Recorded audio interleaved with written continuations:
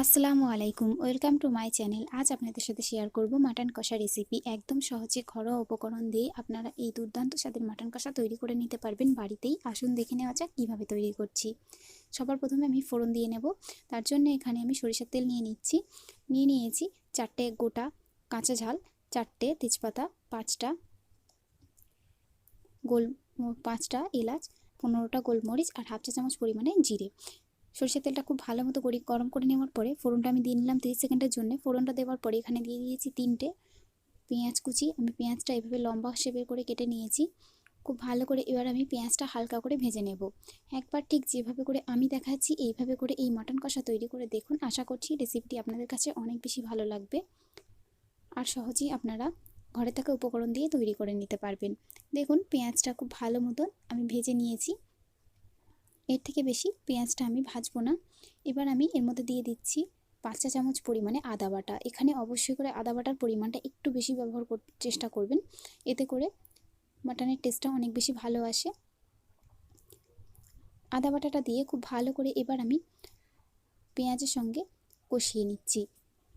যত ভালো করে মশলা কষিয়ে নেওয়া হবে মাটনের টেস্ট কিন্তু ঠিক ততটাই ভালো আসবে, তাই চেষ্টা করবেন প্রতিটা মশলায় খুব ভালো মতো কষিয়ে নেওয়ার। দেখতেই পাচ্ছেন খুব ভালো করে আমি আদাটা কষিয়ে নিচ্ছি। এখনও পর্যন্ত আমার চ্যানেলটা সাবস্ক্রাইব না করে থাকলে অবশ্যই করে সাবস্ক্রাইব করে পাশের বেল আইকনে ক্লিক করে রাখবেন। দেখুন খুব ভালো মতো আদাটা কষিয়ে নেওয়ার পরে এবার আমি এখানে দিয়ে দেবো রসুন বাটা। রসুন বাটার পরিমাণটা আমি একটু এখানে কম ব্যবহার করব, আদা বাটার পরিমাণটা অবশ্যই করে বেশি ব্যবহার করবেন। দিয়ে দিচ্ছি 2 চা চামচ পরিমাণে রসুন বাটা। রসুন বাটাটা দিয়ে খুব ভালো করে রসুন বাটাটাও আমি আদা বাটার সঙ্গে খুব ভালো মতো কষিয়ে নিচ্ছি। তবে আদা বাটাটা দেওয়ার পরপরই আদা বাটাটা প্রথমে কষিয়ে নেবেন, তারপর রসুন বাটাটা দিয়ে এভাবে আদা আর রসুন একসঙ্গে কষিয়ে নেবেন। দেখুন খুব ভালো মতো আদা রসুনের কাঁচা গন্ধ যাওয়া পর্যন্ত আমি কষিয়ে নিলাম। নেওয়ার পরে এবার দিয়ে দেবো গুঁড়ো মশলা। গুঁড়ো মশলায় দিয়ে দিচ্ছি হাফ চা চামচ পরিমাণে হলুদ গুঁড়ো, 1 চা চামচ পরিমাণে গরম মশলার গুঁড়ো, হাফ চা চামচ পরিমাণে জিরের গুঁড়ো আর দিয়ে দিচ্ছি 1 চা চামচ পরিমাণে লাল লঙ্কার গুঁড়ো। গুঁড়ো মশলাগুলো দিয়ে খুব ভালো করে মশলাটা আমি কষিয়ে নেব যতক্ষণ না পর্যন্ত মশলা থেকে তেল ছেড়ে আসছে। মশলাটা কষাতে কষাতে এদিকে আমি মটনটা দেখিয়ে দিচ্ছি। দেখুন এখানে আমি 800 গ্রাম পরিমাণে মাটন নিয়েছি। খুব ভালো করে মাটনটা আমি ধুয়ে পরিষ্কার করে নিয়েছি, দেখতেই পাচ্ছেন। দেখুন মশলাটা খুব ভালো মতো কষিয়ে নেব যতক্ষণ না পর্যন্ত মশলা থেকে তেল ছেড়ে আসছে। এরপর আমি দিয়ে দিচ্ছি এর মধ্যে স্বাদ অনুযায়ী লবণ। লবণটা দিয়েও খুব ভালো করে মশলাটা আমি কষিয়ে নিচ্ছি। গ্যাসের ফ্লেম লো টু মিডিয়ামে রেখে খুব ভালো মতো মশলাটা কষিয়ে নিতে হবে। যখনই দেখবেন যে মশলা থেকে তেল ছেড়ে এসছে এভাবে, তখনই বুঝবেন যে মশলাটা খুব ভালো মতো কষিয়ে নেওয়া হয়ে গেছে। দেখুন মশলা থেকে তেল ছেড়ে এসছে। এরপর যে আমি যে মাটনটা ধুয়ে রেখেছিলাম সেই মাটনটা এর মধ্যে দিয়ে দিচ্ছি। সম্পূর্ণ মাটনটা আমি এর মধ্যে দিয়ে দেবো। সম্পূর্ণ মাটনটা দিয়ে খুব ভালো করে কষাতে হবে। যত ভালো করে মাটনটা আপনারা মশলার সঙ্গে কষাবেন মাটনের টেস্ট কিন্তু ঠিক ততটাই ভালো আসবে। অবশ্যই করে একটু সময় নিয়ে মাটনটা কষিয়ে নেবেন। 15 থেকে 20 মিনিট এভাবে পানি ছাড়াই মাটনটা খুব ভালো মতো কষিয়ে নিতে হবে। মাটনের মধ্যে একটা এক্সট্রা পানি থাকে, সেটা এভাবে কষাতে কষাতে নিচে থেকেই বার হয়ে আসবে। দেখুন খুব ভালো করে আমি গ্যাসের ফ্লেম লো টু মিডিয়ামে রেখে কষিয়ে নিচ্ছি 15 মিনিট। এখানে আমি যে যে উপকরণগুলো ব্যবহার করেছি সবগুলোই আমি ডিসক্রিপশন বক্সে লিখে দিয়েছি, আপনারা সেখান থেকে অবশ্যই করে দেখে নিতে পারেন।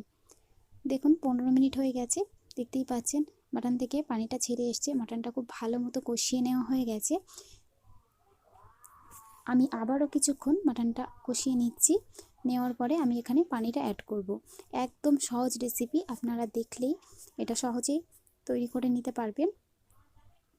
মাটনের একটা স্মেল থাকে, সেটাও এভাবে সুন্দর মতো কষিয়ে নিলে স্মেলটা আর থাকে না। দেখুন খুব ভালো করে আবারও আমি কিছুক্ষণ ধরে মাটনটা কষিয়ে নেব। খুব ভালো মতো মাটনটা একটু কষিয়ে নেওয়ার পরে আমি এখানে পানিটা অ্যাড করে দিচ্ছি। পানির পরিমাণটা অবশ্যই করে এখানে একটু বুঝে ব্যবহার করবেন। খুব বেশি পানি এখানে ব্যবহার করবেন না, যেহেতু এটা মাটন কষা তার জন্যে। আমি এখানে 1.5 কাপ পরিমাণে পানি ব্যবহার করেছি।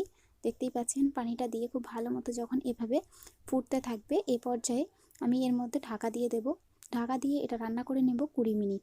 অবশ্যই করে গ্যাসের ফ্লেম মিডিয়ামে রাখবেন, মিডিয়ামে রেখে 20 মিনিট রান্না করে নিতে হবে।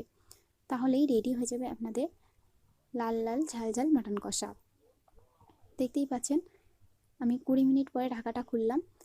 ঢাকাটা খুলে আরও 3 থেকে 4 মিনিট আমি এটা রান্না করে নিয়েছি। মাটনের টেক্সচার দেখলে আপনারা বুঝতে পারবেন যে মাটনটা কত বেশি ভালো হয়েছে। একবার অবশ্যই আপনারা এইভাবে তৈরি করে দেখবেন। রেডি হয়ে গেছে মাটন।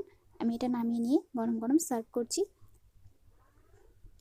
রেসিপিটি ভালো লাগলে অবশ্যই একটি লাইক করে দেবেন, কমেন্ট করে জানাবেন রেসিপিটি আপনাদের কাছে কেমন লেগেছে।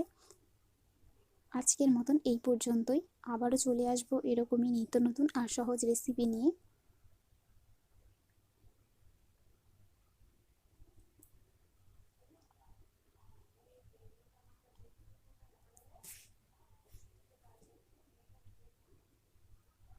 এরকম আরও রেসিপি দেখতে অবশ্যই আমাকে আপনারা কমেন্ট করতে পারেন। সেই রেসিপিটি আমি অবশ্যই করে আপনাদের সঙ্গে শেয়ার করব। আজকের মতন এই পর্যন্তই।